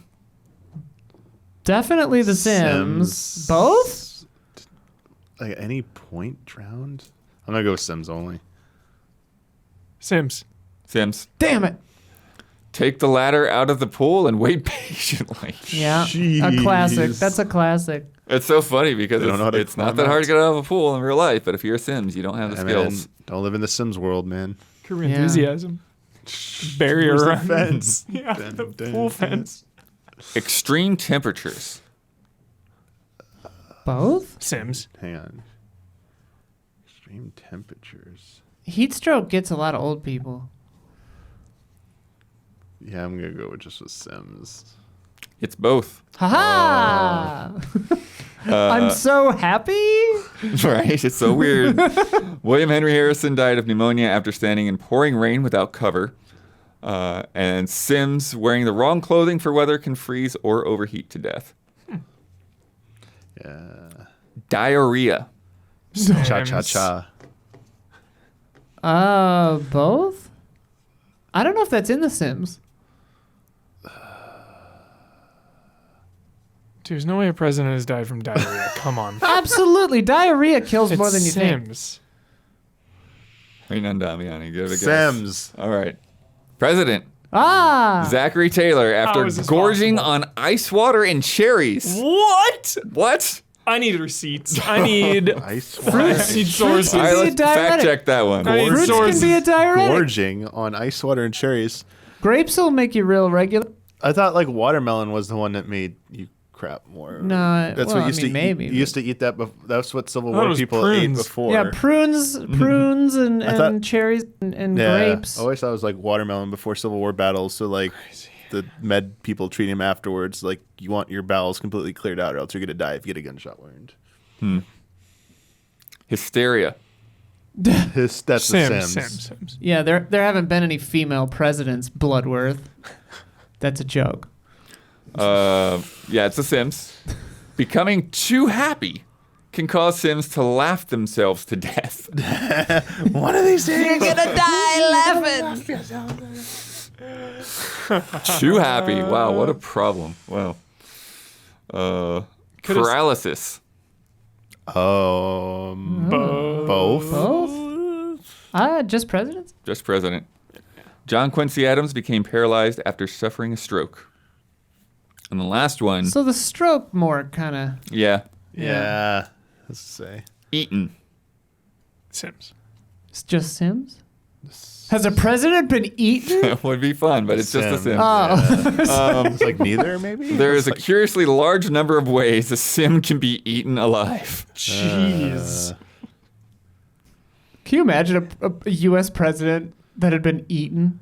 That is gnarly. Like an alligator or a lion. Right? pack of like wild, like. I wouldn't Or, put it past Hannibal Lecter. Roosevelt, but Well, yeah. when we bring dinosaurs Teddy back, Roosevelt. you know. happen. Yeah. Totally. Indominus Rex will come through and Yeah. eat a president. Oh, it's coming up. I'm so excited. From Jose L. Hello, allies. Do you have a white whale of gaming? Is there a game you've wanted to play for many years and were never able to for whatever reason? If you did end up playing it, was it as good as you'd hoped for, or did it not live up to those long-held expectations? For me, that game was Lost Odyssey, an unofficial Final Fantasy game by Sakaguchi himself. Hell yeah. Sign me up.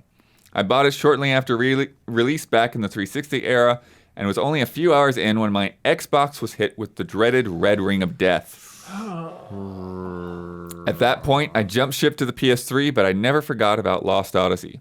I waited in vain for a PC port for over 12 years, but it never happened. Finally, last year for my 30th birthday, I treated myself to an Xbox Series S and bought the game digitally. I'm happy to say it was as amazing as I'd hoped, and dare I say it, worth the wait. Curious to hear if you have any similar stories. Final Fantasy VI. Oh, yeah. Yeah. Because of that Super Nintendo you never got. Exactly. Yeah. Exactly. That is exactly why Bloodworth. I was thinking about that too. It also helped maybe like, I feel like that helped like not be a fanboy of one specific console because I had the NES and then I had a Genesis. I was like, all right, Yeah. spread the love. Mine is similarly because I never had a Dreamcast or Saturn. Saturn. Whichever. Depends. D. I've never played D. Saturn. I think I'm And I both. saw I it- don't know. D, dude. D. I saw it in a magazine as a horny teen, and I was like, I want to play D. I still Enemy haven't. Zero. I still haven't played it. Got to play it. Enemy Zero hype and D hype. Then they had D2 on Dreamcast, which was like way different. Enemy Zero is from D. What? No, there's another game called Enemy Zero. I think it's the Oh. same.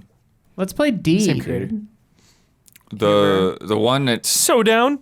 Sick. the one that comes to my mind is Skies of Arcadia. Oh. And the crazy one with that is I got it on GameCube. I had started playing it, but like I was still in like that slow part in the beginning. You know how like any RPG has, right? You haven't really sunk your teeth in, and then my roommate, like literally like across the hall, like my door, bathroom, his door, borrowed it and was playing it, and then at some point didn't know what happened to the disc. Oh no. And we couldn't find the disc, and so I have the box. Damn it! I don't have the disc. Same with Yakuza 2 for me. I've got the box. Someone the stole my disc. Gone. I think I might be. That's something you want to bring up, but I think I have the same issue. I think one of my either Path of Radiance or Radiant Dawn, my disc is missing, but I have the box for it too. Damn it! Someone borrowed it. I think I might have both of those. At least have the GameCube one. Yeah. We played it for something for work, and it never came home with me. So Dude, I don't know where it went. let's stream Skies of Arcadia. It's such a 10, But my dude. my game is Star Fox 2. Just because there was always an unofficial, completed version of it, but I'm like, I'm not gonna play an unofficial. Like, but it's done. It's pretty much the game and stuff. And then they officially released it. And I was like, and it was like, not as wasn't really. It was cool to see, but wasn't for me. It wasn't kind of worth the wait. Like, probably should have released it when it did, and it would have been fine. Oh no, Right. Star Fox. Like, we would have taken away attention from Star Fox 64. No, not really. I was like, this would have been. Yeah, it's interesting to think about it in that sense, in that context. It's just wild of how late it was in development. And then from Magnate Zell, hi allies, I recently got into Gunpla and built my first 2 models, a Wing Gundam and a Death Scythe, while rewatching Gundam Wing. It was a ton of fun and made me think, are there any other shows or games that you'd like to build models of? Any other types of real-life tie-ins that would get you saying, shut up and take my money? So, I don't know if you've done any, Damiani. I know you've been on some streams with Brad. And Yeah, my answer is no. I don't really like building stuff like that, so nothing really would get me into that. Yeah. Yeah, that kind of like minutia movement stuff makes my eyes really tired, so I don't. This is funny because I liked Legos as a kid, and my parents were Yeah. like, "Oh, you're gonna be an engineer when you grow up," and then like that was like when I was like 5 years old. Like years later, I'm like, I don't like Legos anymore. Do you remember one of the things I definitely did a few times was the like weird little like balsa wood dinosaurs? Shit, yeah, dude. Yeah, you build those things. And but I was really big into planes. I think I think you know what you're talking about. It was like we did that in school. Maybe? They're like dinosaur skeleton kind of Yeah, things I think you we piece did that together. once in school in a science class thing, and it's like it was cool. That's what they looked like, but yeah, I never really liked doing that stuff. I got into rockets in a big way and planes, like Oh, yeah. balsa wood Ooh. planes. And my dad and I would do the nice. C-class rockets and launching those. Man, I loved that. That's I didn't awesome. get super into Yeah. rockets, but I definitely did a couple. Dude, it was great. toy My rocket dad and I shit. were big into kites and rockets, and we would do all that kind of stuff together. It was really nice. That's sick. Yeah. Did you have one, Heber? Or, I don't really have one. yeah. My mind immediately just thought of Pacific Rim. Well, I mean, Yo. the thing I I was love thinking of Pacific that Rim might so be much. cool. I mean, they may have done them, right? Because I don't keep up with the the industry in any way. So it would be Metal Gear. So many different Metal Gears that you could do. yeah. Victory. You won. Yeah. You won, blood. Rex and Ray. What about a bubblegum crisis one? Bubblegum Christ. Shagohad. Hell yeah. Always forget about Shago. Dude. Always forget about that one. Volgan, with Volgan figure. Yep. It's time for bets. This week's bet: Dolman Dolman, dude. is out next Friday. Yeah, it is. By this time next week, we should have some form of launch trailer. But whatever Maybe, the man. yeah, Dolman plays by its own rules. yeah, whatever the most Yeah. recent trailer is, though, how many enemies will the players, a player, it could be the co-op player, could be LA. How many enemies will the players strike? So the enemy itself, not the number of hits. And we said the guns don't count. Huber. 6 enemies. That is so low, isn't it? 6 I mean, separate it is. enemies? I mean, if the Yeah. trailer's like a minute and a half and there's guns, It really and depends. there's like a 20-second boss clip or something. It depends if they're going for atmosphere or action. Right. Yeah. Because I've seen some trailers where like they really only fight one thing and they Yeah. just talk a lot. Yeah. Others, then there's combo. So, yeah. Damiani. I went lower too. My God. What? Okay. We got the low. You've got the Damiani. low, I think. Isla. 36, baby. 36. That is lot. so high. I'm But remember the expecting birds last week. The birds. She got those birds. I got the birds. Always go with a multiple of 6. I'm expecting the classic like cutting to like some dumb rhythm or something in the music, you know, cutting to black, hitting stuff. Let the bodies. Yeah. We'll cut to that. Yes. I tried to hit the low. I went 4, Oh. but I got boxed out there. If Dolman comes out the gate with a drowning pool or whatever band, Let the Bodies Hit the It'd Floor be is so perfect. that Max Pander. It would be the perfect. with a pull quote from a review that gives it like a 7. Oh yes. Oh, Dolman, dude. Feel was good hit of the year. My first instinct was 8, isn't. and then I was like, oh, that's going to be too mid. Now I wish I had gone with 8. Well, we got the high anyway. Yeah. Last week's bet, Salt and Sacrifice came out this week, and I went through the top 10 reviews in English reviews. We decided a while back to skip this other languages on OpenCritic. How many times would I see the word loot? Huber bet 5 times. Ben bet 12 times. Isla actually did go low on that one. She said 2 times. Not loot heavy games, I figured. And I said 6 times. We got a total of 4 loot drops across 10 of those reviews. IGN had 1, Shack News had 2, and We Got This Covered had 1, making Huber our winner. Woo! Bringing the scores to Massive Chubbs 8, Splish. Yeesh. Melodorous Sea Lions 8. A tie, dude? Yeah, we're tied. Whoa! We've been Tied neck and up. neck, back and forth on those ties. All tied up. Finally, the teams are balanced. Yeah. Let me tell you about patreon.com/easyallies. Patreon is how we're funded, how we're supported. Basically, if you like this show, if you like our reviews, if you like anything Easy Allies done, please support us at Patreon. That's how we get things done around here. That's how we pay for everything around here. It's how we pay for the vocal booth we got from our fundraiser recently, and we're getting some gear in there and everything else that goes on around here. If you're a patron, you get access to various rewards. The $1 tier gets this podcast ad-free and with 2 extra love and respect questions in our Patreon feed. There's also an RSS feed that goes along with that, so you get a custom feed that you can just have updated on your app, and you don't have to worry about going through the emails and stuff. But there's emails that get sent out as well. And then the $5 option, you get it on Fridays instead of Sundays, and then you get to submit to Love and Respect and our games. And then also just tell your friends about the podcast, particularly if you have friends that are like, oh, I used to watch it, no, I don't know, because we've seen a lot of good feedback. Everyone's been really enjoying the show the past couple of months, and so if you know somebody that's like, I kind of fell off of it, like what you're telling us, tell them, and tell people to show up. And at the top of our Patreon, we have 3 tiers to get shout-outs, and this month's shout-outs are Javawabs, El Thanis, Greg, the Dark Knight Kettering, Caleb, Togi Crawford, Nick, and Anna Croft. Shout out. Out. Huber, Yo. you get to promote any Easy Allies video you'd like to promote. You get the final word on anything you've disagreed with, want to reiterate, or just popped in your head. And you get to sign off with your trademark. Sign off. I gotta check easyallies.com to see some videos. I haven't been on in a day or two. So let's see what we've got. Little live.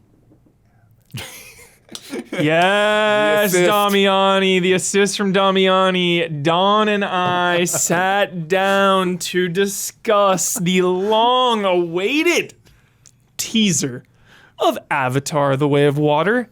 So check that out. Don and I are, we give it to you straight.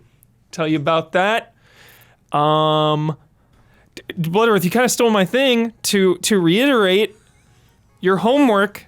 Don't tell one human, not an animal, tell one human you've never told about Easy Allies. Tell them about Easy Allies. One human. It's your homework. And love and respect. See you soon. Sure.